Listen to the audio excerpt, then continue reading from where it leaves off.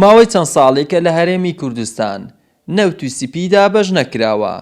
گرانی نرخی نەوتیش لە بازار هاوڵاتیانی قەزای بەردەڕەژنی گەران کردووە. داوا لە حکوومەتی هەرێمی کوردستانیش دەکەن نەوتی سپی لە سەریان دابەش بکرێ. تا ئێستاکە نەوتمان وەڵ نەگرتووە و نرخی نەوتیش لە ئێستاداوی بزانم 700 دینار زیاترەوە بزانم نازانم بزەبت چەندە بەس لە 700 دینار زیاترە بۆ هەر لیترێک دەڵێن لە ڕۆژاین داهاتوو دابەش دەکرێت بەڵام ئەوە گەشتە نزیکی کۆتایی مانگی 12 تا ئێستاکە دابەش نەکراوە.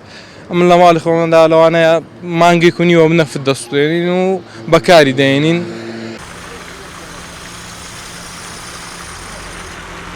والله وەکو مۆندیال هاتووە 4 ساڵ جارێکە و 4 ساڵش جارێکە وای لە هاتووە کە بە بەندێک دەکەوێندێک ناکەوێت بەڕاستی وەزیری سروشتیەکان سامن سروشتیەکان گوتی مانجی دەبن نەفت تەوزیع دەکەن بەس تا ئێستا لترێک نەفت تەوزیعکردن ئێستا لە بازارەکە نەفت بە فەقیر ناتەکردن بەڕاستی بەرمیلی نەفت بوویتە 175,000 ئەوە بە هەموو فەقیرێک ناکرێت بەڕاستی.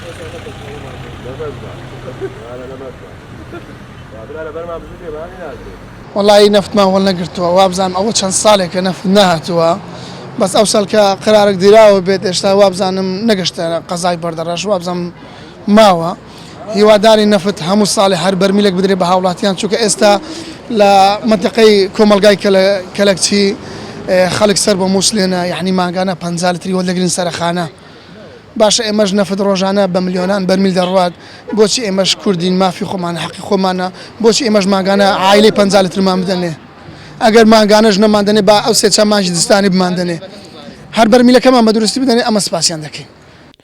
ساڵانە لەگەڵ هاتنی وەرزی زستان بەهۆی دابەش نەکردنی نەوتی سپی لەلایەن حکوومەتەوە هاوڵاتیانی هەرێمی کوردستان بەتایبەت هاوڵاتیانی قەزای بەردەڕەش بەدەست ئەم کێش و گرفتەوە دەناڵێنن.